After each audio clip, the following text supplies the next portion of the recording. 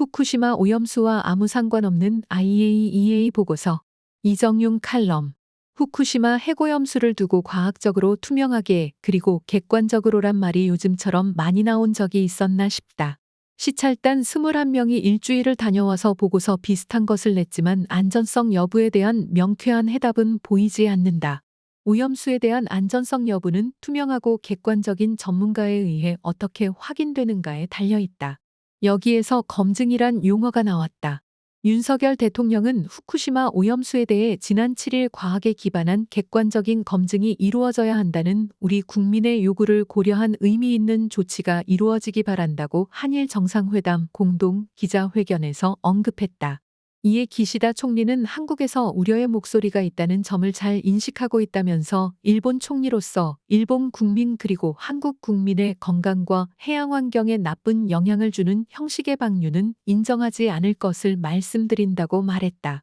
한일 양국 정상회담 내용에서 양국 간 입장 차이가 극명하게 엇갈린다.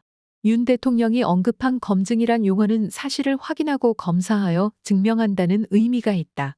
하지만 기시다 총리 발언은 안전하다는 사실만 언급하고 있다.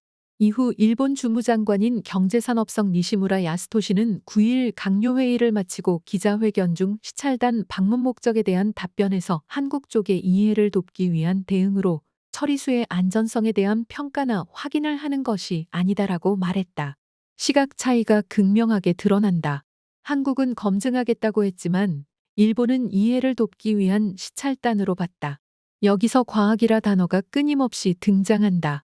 한국이 일본의 오염수 투기에 대해 안전성을 객관적으로 검증하자는 의도였다면 일본이 말하는 이해를 돕는 수준의 시찰단을 보내지 말았어야 했다.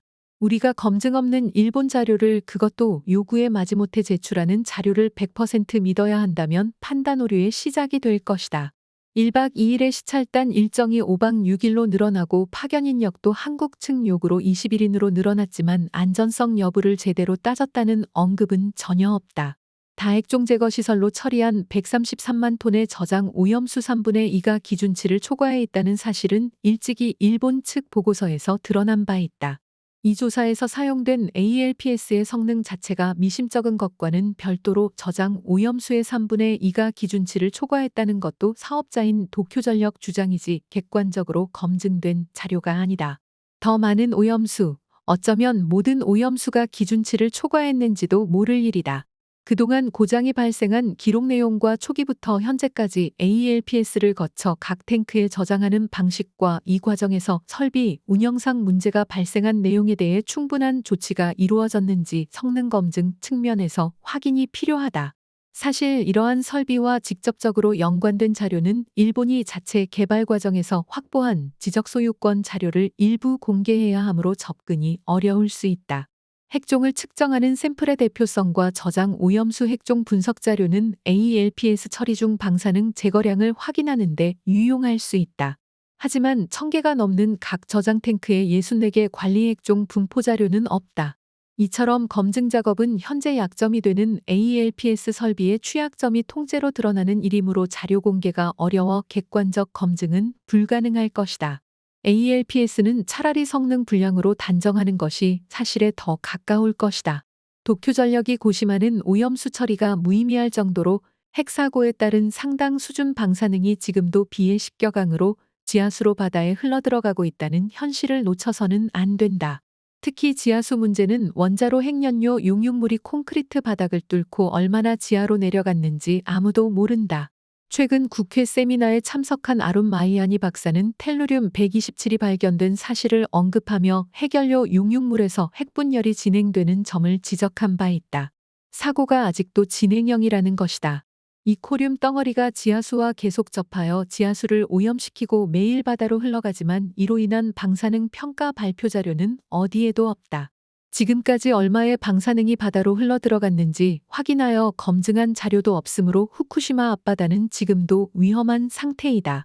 그럼에도 지금까지 배출된 방사능 총량을 바탕으로 생태계에 어떤 영향을 미쳤는지 종합적인 방사선 환경 영향 평가도 없다. 이미 막대한 방사능 피해를 입은 지역에서 137만 톤 오염수 배출 적정성만 따지기보다 환경 생태계 영향을 심도 있게 평가해야 과학적인 접근이지만 현재 IAEA 검토 업무 범위에 이러한 내용은 없다.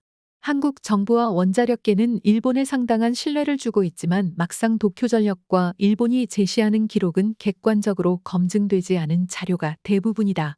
현재 진행하는 IAEA-TF의 검토 업무는 IAEA가 정상 가동 중인 원전에 적용하도록 한 국제 기준에 부합하도록 검토, 기술 지원하는 것이지 환경 영향을 확인하는 검증 작업이 아니다. 막상 중요한 환경이라는 달을 보지 않고 배출이라는 손가락끝만 보여주기에 급급한 모습이다. 아쉽게도 현재까지 작성된 IAEA 보고서는 사고로, 지하수로 그리고 비가 오면 씻겨서 이후강으로 바다로 지금도 배출되는 방사능 총량에 따른 환경 영향에 아무런 책임도 관련도 없다. 후쿠시마 핵사고는 여전히 진행 중이며 앞바다는 여전히 위험한 상태이다. 단순 오염수 배출을 지원하는 용역기관인 IAEA가 제출한 검토보고서는 배출을 위한 장비와 계통의 신뢰를 조금은 올릴 수는 있겠지만 환경 관점에서 보면 배출 적정성 여부를 판단하는 기준이 될 수가 없는 무의미한 보고서이다.